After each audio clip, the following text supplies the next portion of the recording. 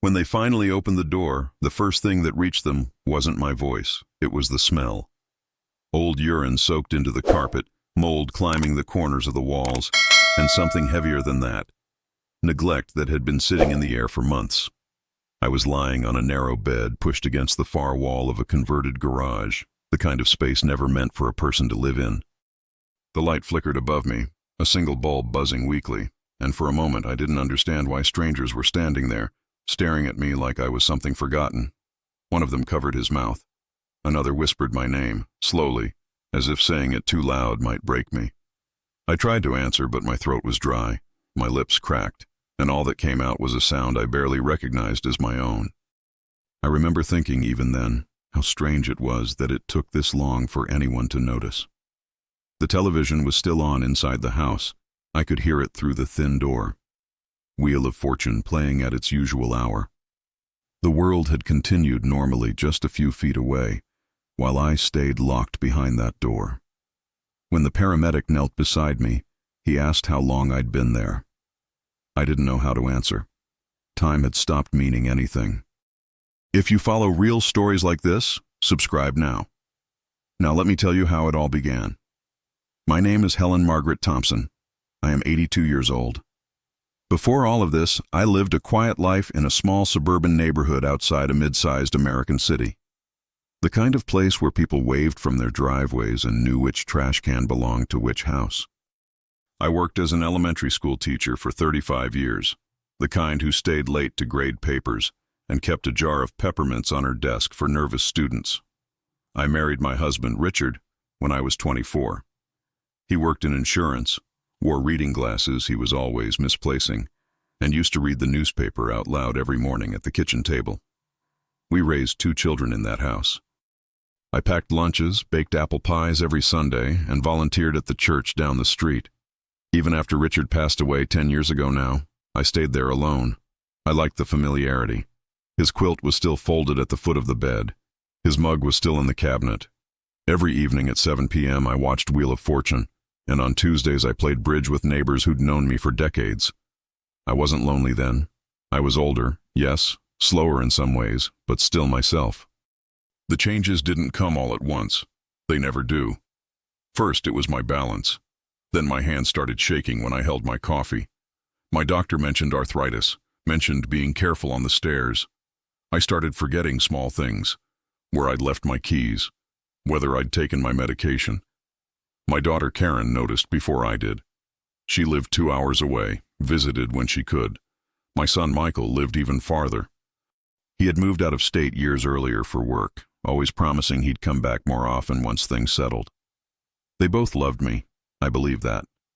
But love, it turns out, can thin out over distance and time. After a fall in the kitchen one winter morning, everything shifted. I wasn't seriously injured, but it scared them. The doctor suggested I shouldn't be alone for a while. Karen said it would only be temporary. Michael agreed over the phone. They talked about safety, about help, about doing what was best. When Karen's voice trembled as she explained it to me, I reassured her. I told her I understood. At my age, you learn to accept change even when you don't want it. That's how I ended up in the house again, but no longer as its owner in practice, just in name. Michael had moved back temporarily, he said. He brought along someone to help, a live-in caregiver he said came recommended. Her name was Denise. She smiled a lot at first. She spoke gently, always looking at her phone between sentences. She said she'd take care of meals, medication, cleaning. Karen seemed relieved. Michael avoided my eyes that first evening, said he'd handle the finances so I wouldn't have to worry. I signed papers I didn't fully understand, trusting the son I'd raised. At first, Denise checked on me often. She brought me food, helped me shower, asked about my teaching years. But slowly, things changed. The visits became shorter. The food trays got lighter. My mail stopped coming to my room. When I asked about my Social Security checks, Michael told me not to stress, that everything was under control. The door to the garage room was installed after that. He said it was for privacy, for safety. I still believed them then. I still believed that families didn't abandon their own. I told myself this was just a phase, just a rough patch. I had no idea how far it would go, or how long it would take for someone to finally open that door again. But that peaceful life I once knew was already slipping away, quietly, one small decision at a time. Looking back now, I can see the exact moment when help quietly turned into control. It wasn't dramatic. There was no argument, no raised voice. It happened in small adjustments that were easy to justify. Denise stopped asking what I wanted to eat and started deciding for me. Michael took my checkbook and said it was easier if he handled the bills. When I asked about my bridge group, Denise said it was too cold outside and that my joints wouldn't handle it well. I told myself they were being careful. I told myself I should be grateful. The garage room became my world. It measured about 12 feet by 10, with a narrow window near the ceiling that let in just enough light to tell me when morning had arrived. In winter, the temperature dropped to around 55 degrees, sometimes colder. I slept in a cardigan and socks, wrapped in the quilt my mother had sewn decades earlier. The smell crept in gradually: damp concrete, old fabric, the faint odor of urine when it became harder for me to reach the small bathroom they'd set up for me. The television sounds from the main house drifted through the door every evening, laughter from sitcoms I wasn't watching, voices that didn't know I was listening. Michael said the lock was for safety.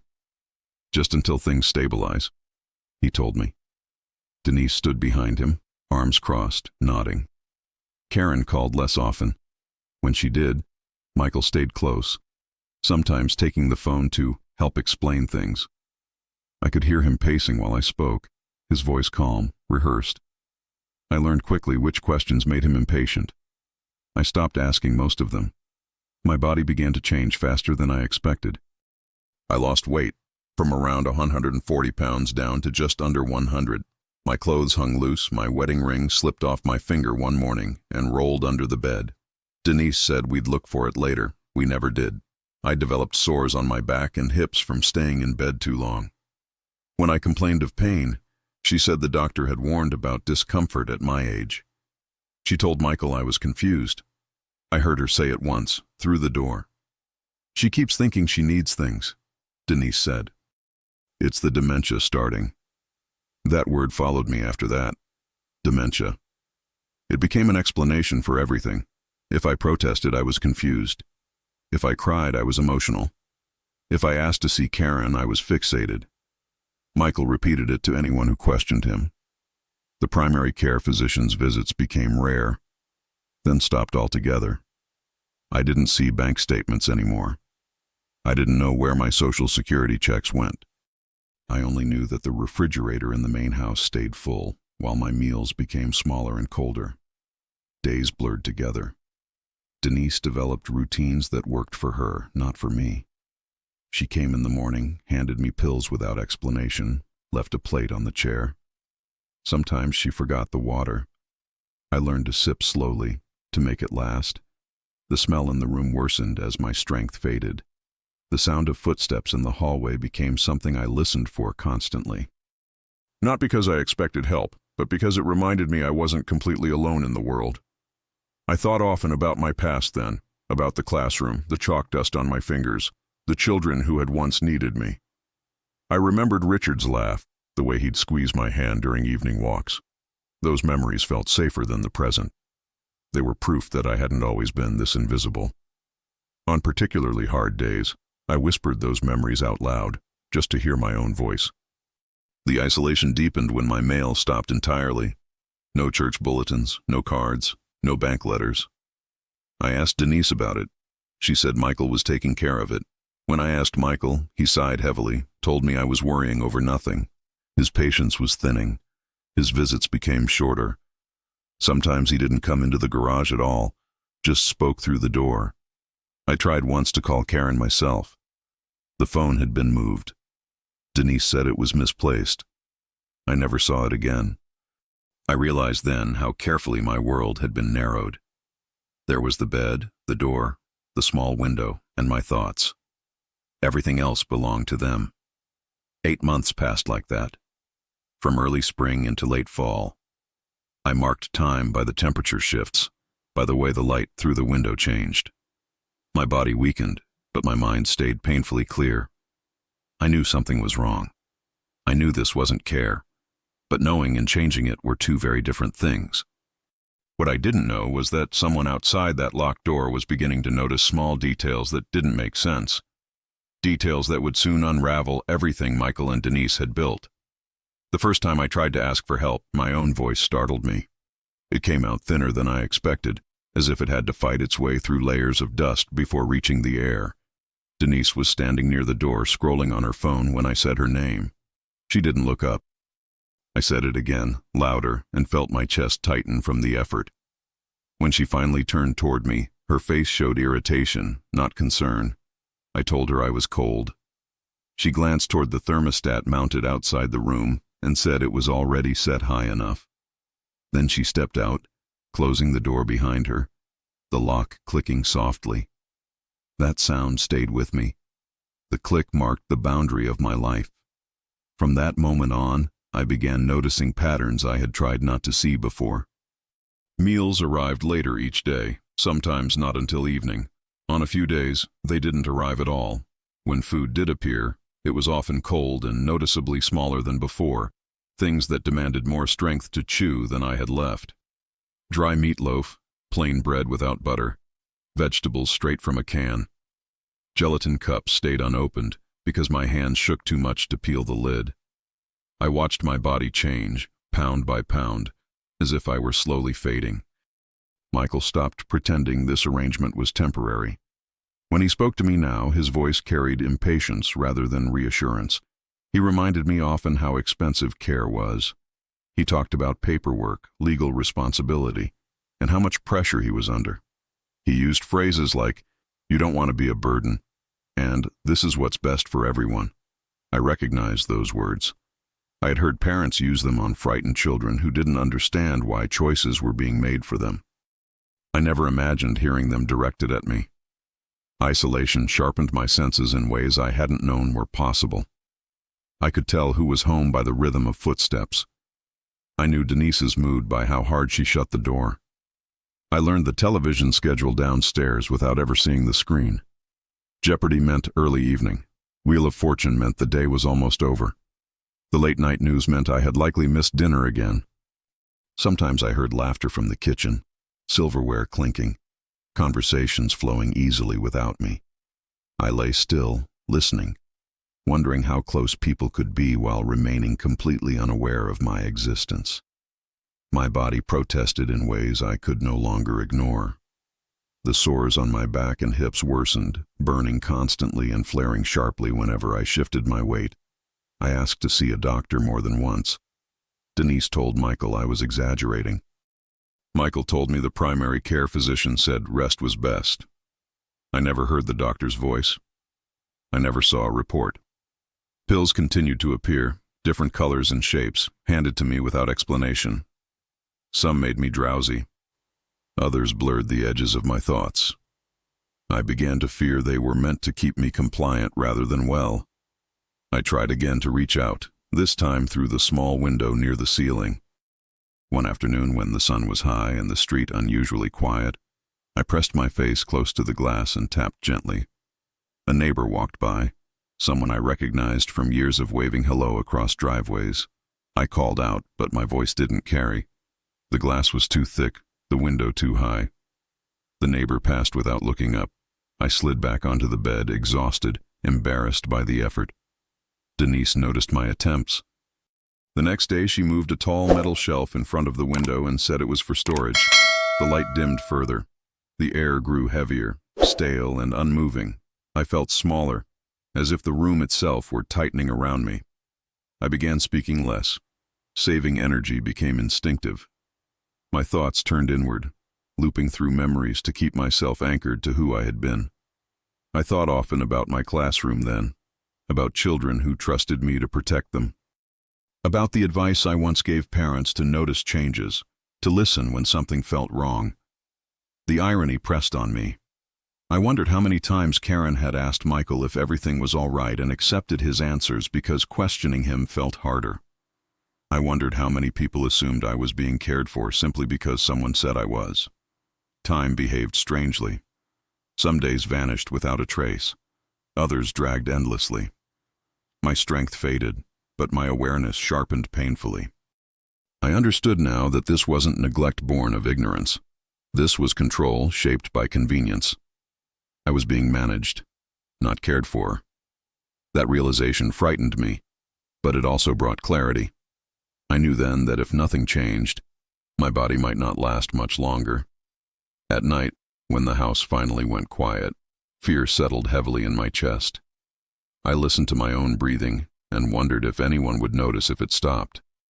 I thought about how a life could end not with a sound, but with absence. No alarm, no raised voice, just the quiet assumption that someone was no longer there. What I couldn't see from my locked room was the mail accumulating outside the house, envelopes stacking day after day.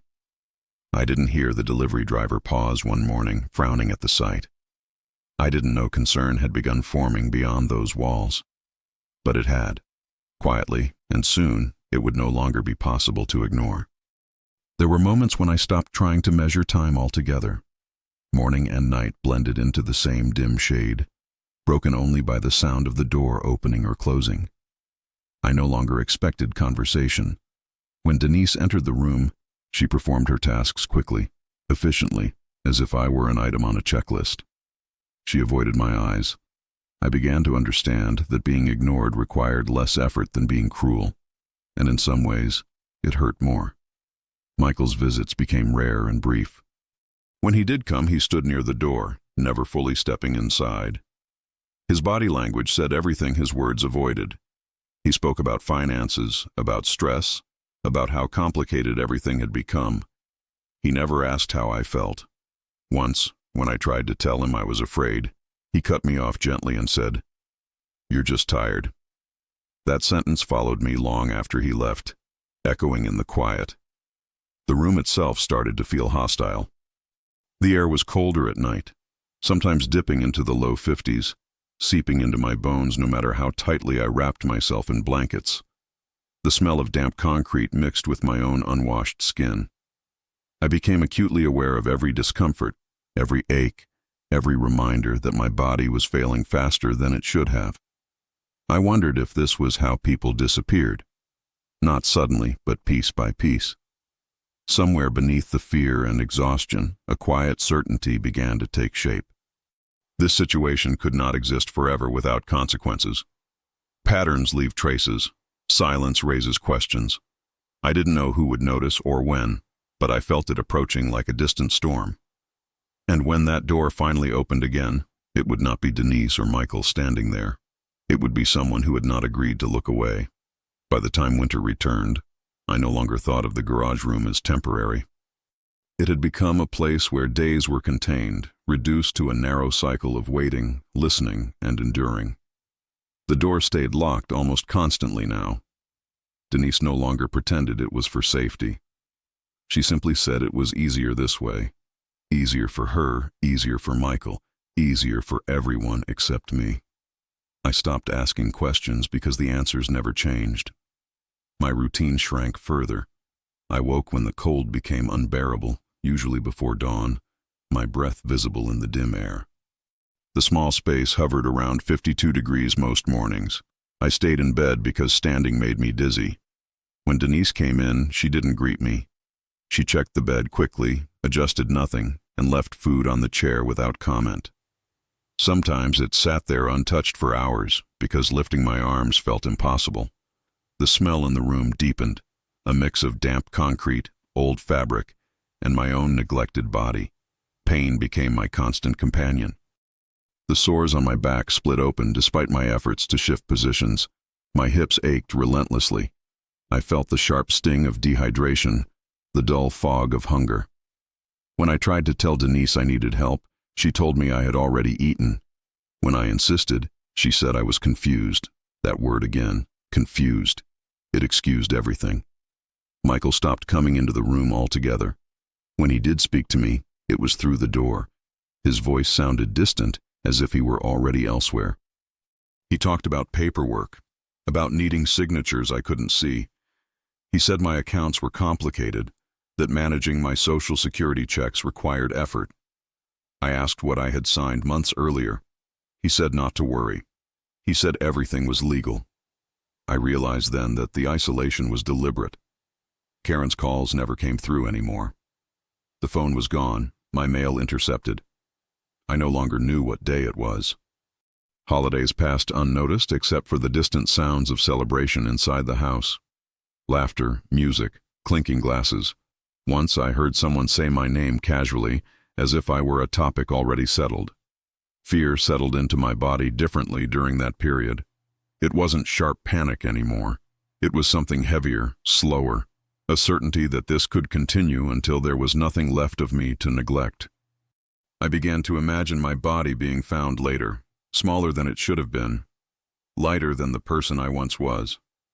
The thought didn't frighten me as much as it should have. That realization scared me more than anything else. Denise's behavior hardened. She stopped explaining herself. When I asked for water, she told me to wait. When I asked how long, she didn't answer. She talked about me to Michael openly, describing me as difficult, as declining fast. I heard her say once that nursing homes were expensive and full. She said keeping me there was practical. Michael didn't argue. I started conserving my voice. Speaking cost energy I no longer had. I focused instead on staying conscious, on breathing evenly.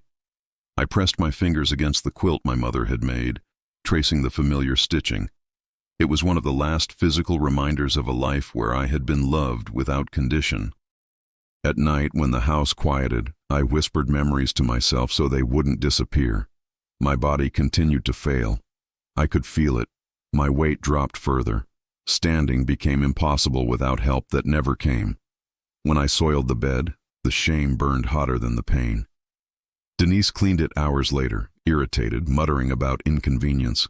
She sprayed disinfectant that burned my nose and eyes, then left me shivering in damp sheets. Hope became something I handled carefully, like a fragile object that could shatter if I examined it too closely. I didn't hope to be rescued anymore. I hoped simply to be noticed. I hoped someone would question the silence, the missing mail, the unchanged explanations. I hoped for interruption. There were moments when my thoughts wandered dangerously. I wondered if stopping eating would shorten the waiting. I wondered if sleeping and not waking would be easier than enduring another locked morning. Those thoughts frightened me enough to pull back. I told myself that enduring was still a form of resistance. One afternoon, voices outside the door sounded different, louder, unfamiliar. I heard Denise speaking quickly, defensively. I heard Michael's tone shift, sharper than I'd heard it in months. The sounds faded and the door remained closed, but something had changed. The air felt tense, charged. I lay there, barely breathing, afraid to move, afraid to hope. I didn't know who had come or why. I only knew that for the first time in months, the quiet inside the house felt unstable. Something was pressing against it from the outside. And for the first time since the door had been locked, I allowed myself to believe that this stage of my life might not end the way Michael and Denise had planned. That evening, the sounds in the house didn't settle into their usual pattern. The television volume stayed low. Voices moved from room to room, and I heard a door open and close more than once. Denise walked past my room twice without coming in, her footsteps quick, uneven. Michael's voice rose briefly, then dropped again, as if he were trying to keep something contained. I stared at the ceiling, every sense alert, waiting for something I couldn't name. Later, when the house finally quieted, I noticed something small but different. The lock didn't turn all the way. The door was still closed, still shut, but not sealed the way it always was. I didn't test it. I didn't dare. The awareness alone was enough to make my heart pound. It told me that whatever had happened earlier hadn't gone as planned, and that secrecy had been disturbed, even if only slightly. Sleep came in fragments that night. Each time I drifted off, I woke again at the faintest sound. A car passing, a step on the driveway, a muffled voice outside. I held on to the quilt and listened, afraid that if I relaxed even briefly, the moment would pass. The silence felt fragile now, as if it could break under the wrong pressure. By morning, I knew with certainty that the balance had shifted. I didn't know who had asked questions or what had been noticed, but I felt it in the air, in the tension that lingered behind the walls. Whatever had begun outside this room was moving closer. And for the first time since the door had been locked, the waiting felt different, like the end of something rather than the beginning. It happened on a Tuesday morning in late November, though I only learned the day later. At the time, all I knew was that the sounds outside my door were different from anything I had heard before. Footsteps that didn't match Denise's quick stride or Michael's measured pace. Voices I didn't recognize. Calm, professional, carrying authority without urgency. I lay still, barely breathing, as someone knocked on the front door of the house and announced themselves clearly. Adult Protective Services. The words didn't mean much to me then, but the tone did. It wasn't a question. Denise's voice followed, sharp and strained. She said there must be a mistake. She said everything was fine. I heard Michael join her, his voice too controlled, explaining that his mother was resting, that she didn't need to be disturbed. The voices outside didn't retreat. They asked questions. They asked to see me. Silence stretched, heavy and brittle. When the door to the garage finally opened, light rushed in before the people did. It hurt my eyes. I raised a hand instinctively, shielding my face. The smell reached them first. I saw it register immediately. The pause, the tightening of expressions. A woman stepped forward slowly, crouching so she was at eye level with me.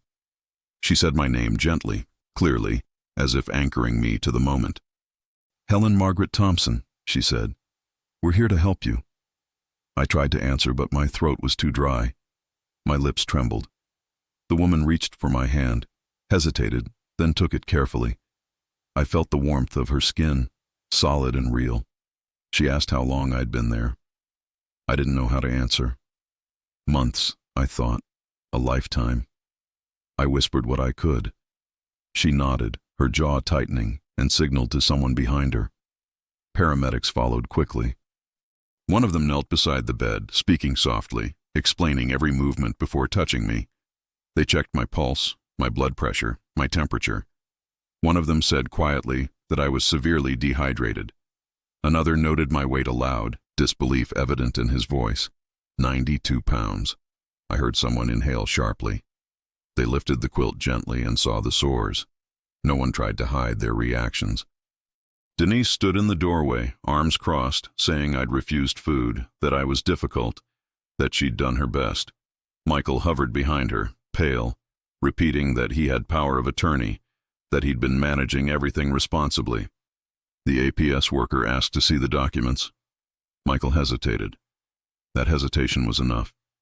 As they moved me onto a stretcher, I caught fragments of conversation. Mail piling up. A delivery driver's anonymous call. Welfare concerns. Someone had noticed what Michael and Denise hadn't been able to hide forever. As they rolled me past the doorway, I saw my son fully for the first time in months. He wouldn't meet my eyes. The ambulance ride felt unreal. Sirens cut through the air, sharp and insistent.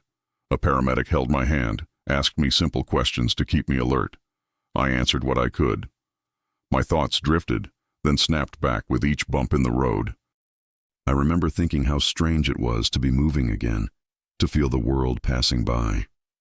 At the hospital, everything happened quickly. Bright lights, clean sheets, voices calling out vitals.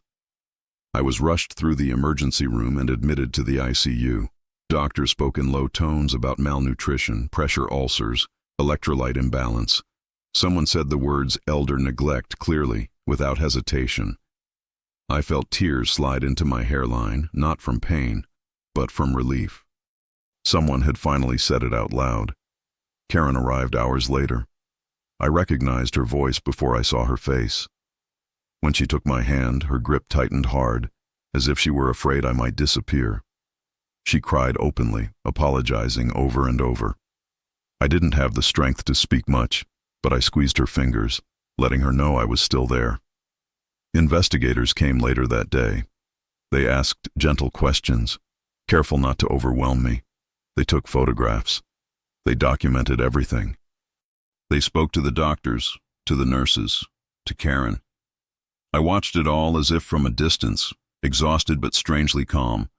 The worst part was over. I was no longer alone behind a locked door. As night fell in the hospital room, I lay in clean sheets, monitors humming softly beside me. A nurse adjusted my blankets, asked if I was comfortable. I nodded. Comfort felt unfamiliar, almost overwhelming. For the first time in months, I slept without listening for footsteps, without fearing the click of a lock. But even as my body began its slow recovery, I sensed that what had happened to me was only the beginning of something much larger. Questions were being asked, records were being examined, stories were unraveling. The investigation had just begun, and the truth behind those locked months was about to be exposed. In the hours that followed, pieces of my recent life were explained to me slowly, carefully, as if the truth needed to be reintroduced in small doses. A nurse told me they had already contacted Adult Protective Services formally. A social worker sat by my bed and explained that I would not be going back to that house. The certainty in her voice steadied me. For the first time in months, decisions were being made with my safety as the priority, not my convenience to others. Late that evening, a doctor showed Karen a chart with numbers I didn't fully understand but could read on her face. Severe malnutrition, dehydration, pressure ulcers requiring treatment. He spoke plainly, without drama, and said that what had happened to me was preventable. That word stayed with me. Preventable meant this wasn't age. It wasn't illness. It wasn't inevitability. It meant choices had been made. The following morning, a uniformed officer came to speak with Karen outside my room. I couldn't hear everything, but I caught words drifting through the doorway, statements, evidence, charges. My son's name spoken in a tone I had never heard used for him before. I felt a complex ache in my chest, not grief exactly, not anger, but the heavy realization that the story of my family had changed forever. As the hospital settled into its steady rhythm, I watched sunlight move across the wall of my room. Nurses came and went, each one introducing themselves, each one asking before touching me. Those small courtesies mattered more than I could explain. They reminded me that I was still a person, not a problem to manage. And while my body lay weak and exhausted, something inside me began, very slowly, to feel anchored again. Recovery did not begin the way people imagine it does. There was no sudden return of strength, no dramatic improvement overnight. It started quietly, with routines built around patience. Nurses repositioned me every few hours to relieve pressure on my skin. A wound care specialist cleaned and dressed the sores on my back and hips, explaining each step before touching me. Physical therapists came by daily, encouraging small movements that left me exhausted. Each action reminded me how far my body had fallen, and how much work it would take to climb back. While my body focused on healing, the investigation moved forward with a momentum I could feel even from my hospital bed. Adult Protective Services returned with forms and questions, careful to pace the conversation so I wouldn't become overwhelmed. They asked about timelines, about who had access to my finances, about the documents I had signed. I answered slowly, sometimes stopping when memories became too heavy. They never rushed me. They reminded me often that I wasn't in trouble, that telling the truth was enough. Karen stayed nearby as much as she could. When she wasn't in the room, she was speaking with caseworkers, doctors, or attorneys in hushed tones down the hall. She learned things about my situation that I hadn't known myself. Bank statements showed withdrawals I didn't recognize. My Social Security checks had been deposited into an account Michael controlled. Charges for caregiver services far exceeded what Denise had provided. The numbers painted a story that words hadn't fully captured. The power of attorney documents were reviewed closely. An investigator explained that while Michael did have legal authority, that authority came with obligations he had failed to meet. Neglect, they said, was not excused by paperwork. Exploitation did not become acceptable because it was disguised as management.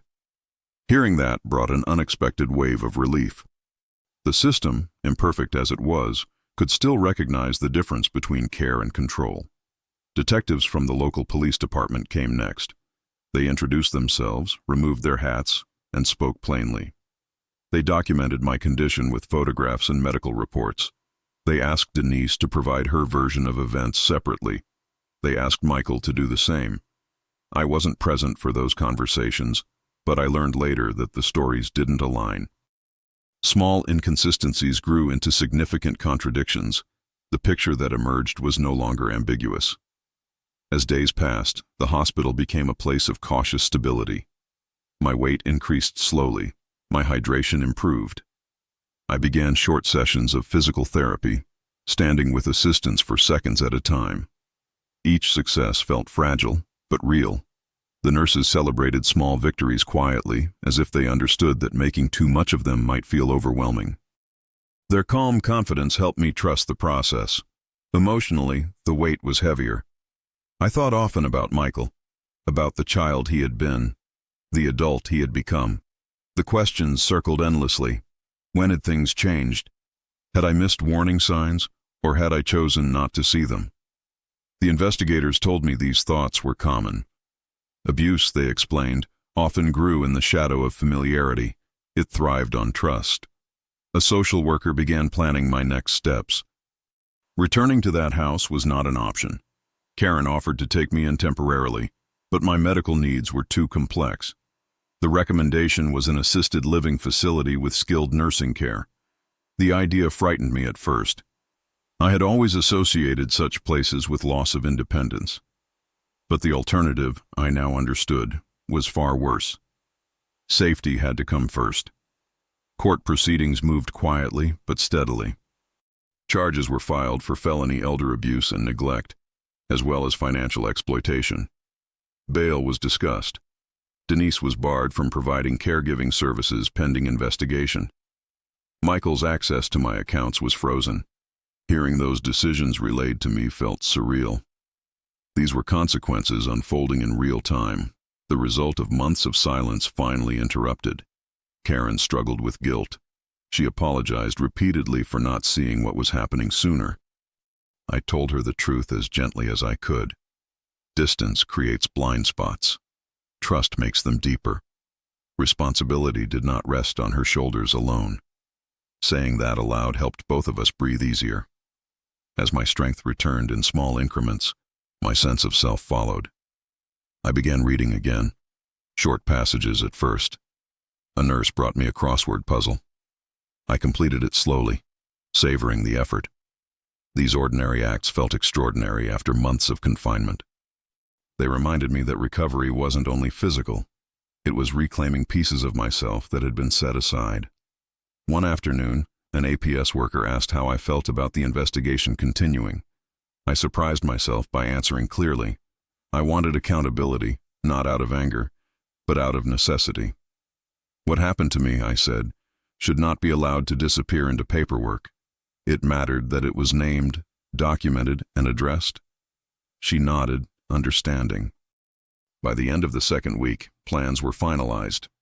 I would be transferred to a reputable assisted living facility with on-site medical care. Physical therapy would continue there. A new power of attorney would be established, with oversight safeguards in place. The structure felt reassuring, a framework designed to prevent isolation rather than enable it. As I prepared to leave the hospital, I reflected on how fragile independence could be and how easily it could be manipulated. Yet I also saw how attention, once directed, could reverse the damage. The reckoning was not over. Court dates lay ahead. Decisions remained unresolved. But the silence that had allowed everything to happen had been broken. And even as I focused on healing, I understood that the final chapter of this story would not be written in a hospital room, but in the moments that followed, when justice would either confirm its purpose or reveal its limits. In quieter moments, after the hospital lights dimmed and the hallway settled, I felt the full weight of what had been lost. Months of my life had vanished into a locked room, reduced to records and photographs now filed away as evidence. Grieving that time felt different from grieving a person. It was mourning experiences that would never be returned, conversations that never happened, ordinary days that should have existed and didn't. Karen and I spoke more honestly than we had in years. There were long pauses between sentences, moments when neither of us knew what to say. We talked about trust, about assumptions we make to survive family relationships. She admitted how much she had relied on Michael's confidence, how reassuring it had sounded from a distance. I told her how easily reassurance can become a disguise. Saying it aloud didn't fix the past, but it reshaped how we would face the future. The professionals around me treated accountability as something calm and procedural, not emotional. That steadiness mattered. It reminded me that justice didn't require rage to exist. It required consistency, documentation, and the refusal to minimize harm. Each update I received, another form filed, another safeguard added, felt like a quiet stitch closing a wound that had been left open too long. As the date of my transfer approached, I found myself thinking less about what had been done to me and more about what remained possible. Healing would be slow. Trust would take longer. But I was no longer invisible, no longer contained by someone else's convenience. Whatever came next, it would happen in the open, where silence could no longer protect wrongdoing. The assisted living facility did not feel like an ending.